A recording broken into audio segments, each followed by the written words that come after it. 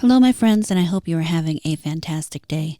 So, I know this video is really late because, well, last night I fell asleep quite early and I don't start well in the morning. That's the only way I can really explain that. But I wanted to get a video out today either way, just because I know, yes, tomorrow won't have a video. And I don't know, I like doing this, so it seemed like a good idea.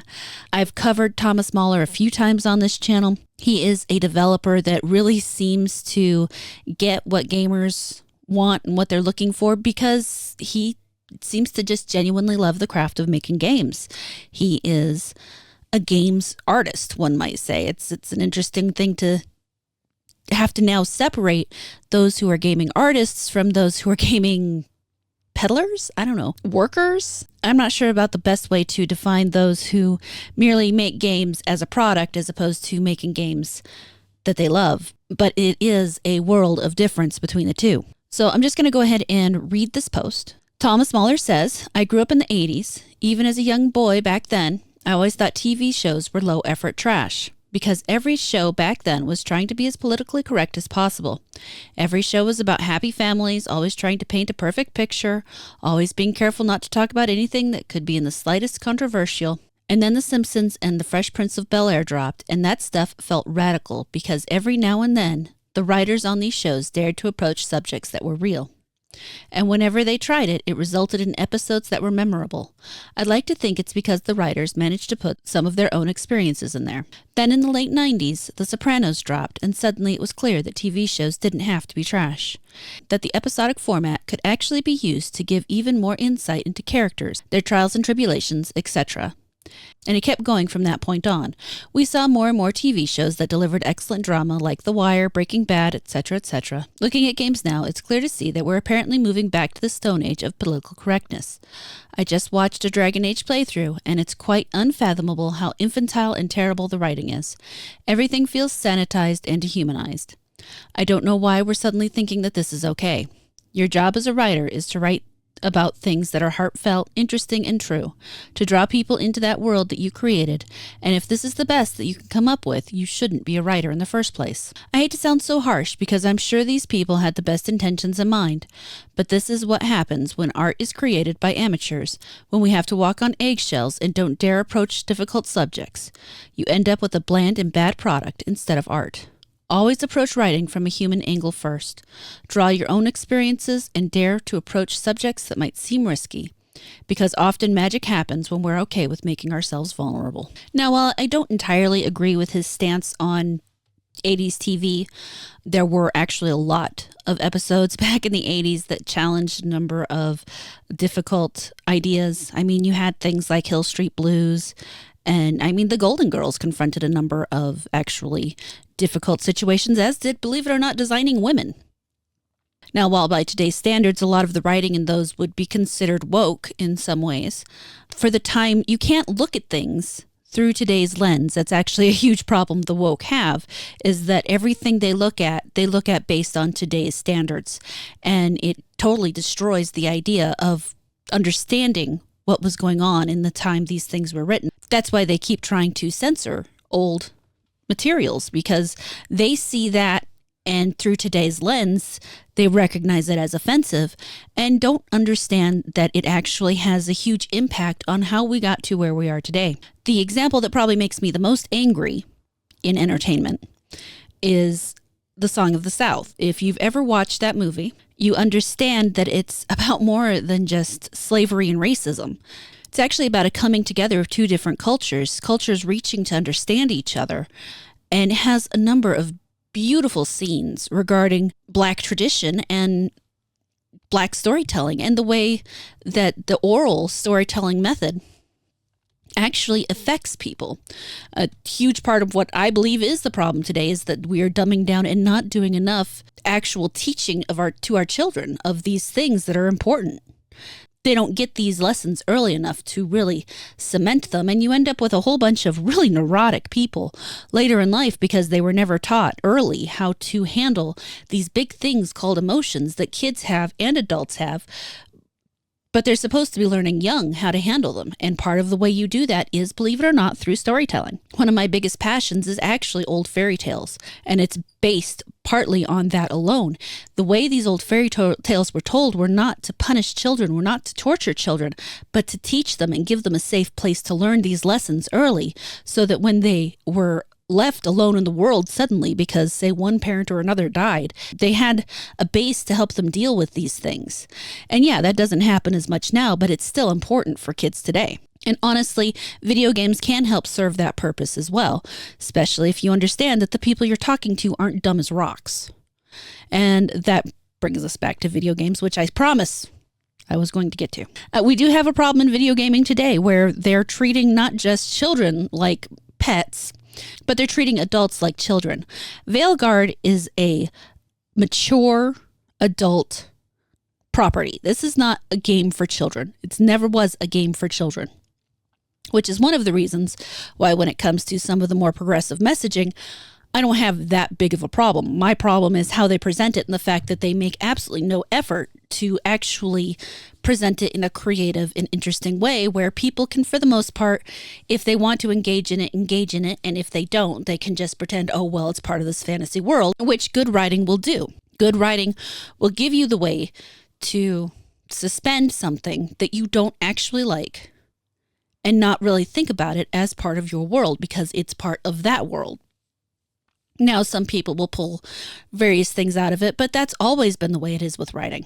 People will always pull different things from a story, no matter what the writer's original intent was. I mean, just look at the writer of Dune, who is quite upset that people found Paul Atreides to be a hero, when in fact the entire message was the dangers of that kind of figure in politics. But it doesn't matter what you write sometimes. It's more about how you write it and how people are willing to receive it. I mentioned the Golden Girls previously. They had an entire episode about Dorothy's son marrying a black woman, and then Blanche and Rose come in with mud masks on their face, and it looks like they're trying to do blackface, and all they're doing is giving themselves a mud mask treatment as his girlfriend's family comes into the house.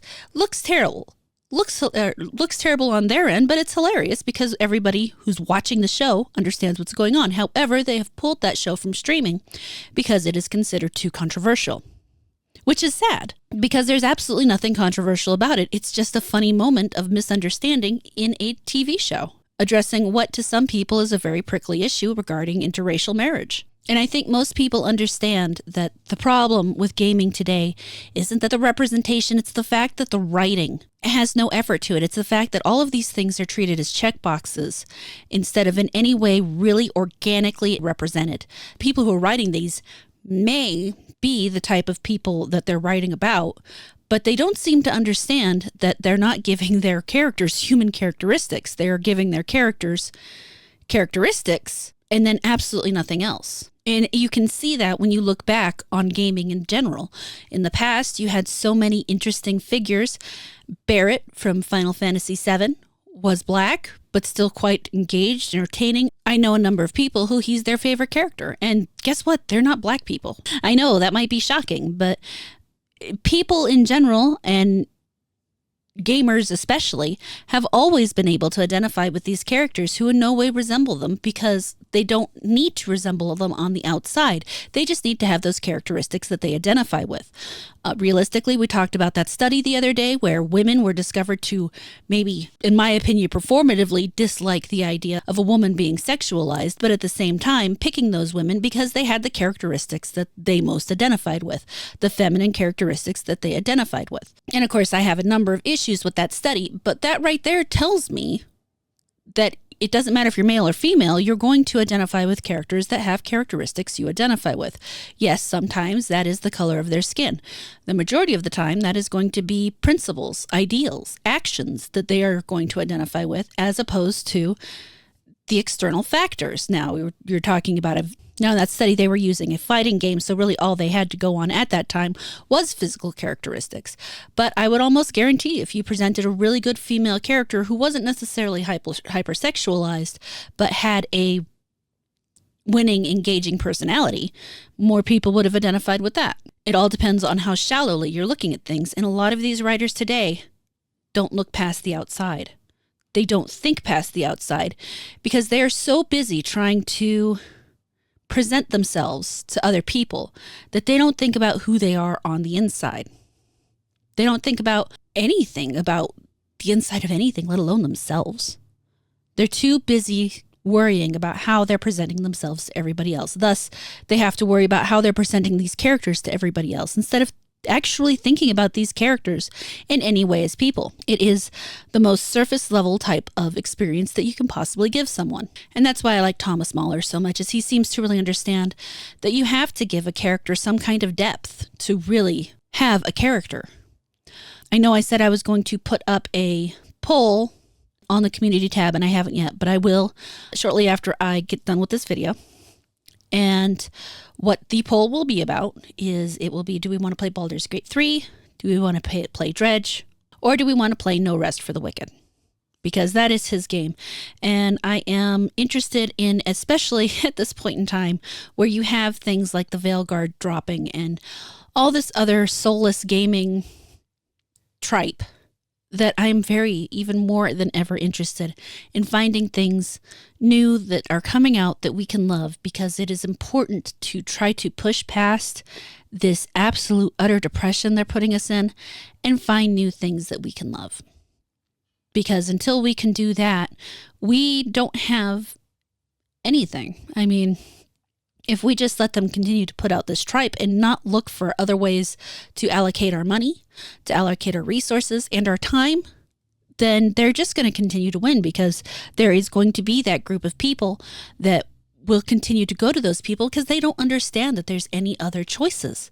They don't understand that there are better games. And so it is up to every individual, in my opinion, to try to find something worth loving. And I might add Dragon's Dogma to that list too, just because I've been told a number of times I should play it, and I just haven't put the effort into it. All that said, guys, let me know what you think down in the comments. I kind of just dumped a whole bunch of stuff out there because I'm still really broken up about Veilguard, no matter what I say, no matter how apathetic I might think I am sometimes. It's just the way my emotions work. But Sunday night, there will be a members-only stream for Tormenture, which is a psychological horror game where you play as a child trapped in a cursed 8-bit game with a dark secret. So if you are a member of the channel, you can come by and enjoy that stream with me, or you can catch it on Monday morning when I release the edited stream, giving you the highlights and my thoughts. But no matter when I see you, I look forward to seeing you again, and more importantly, I look forward to reading your comments. Thank you so much for watching this video. I really hope you enjoyed it.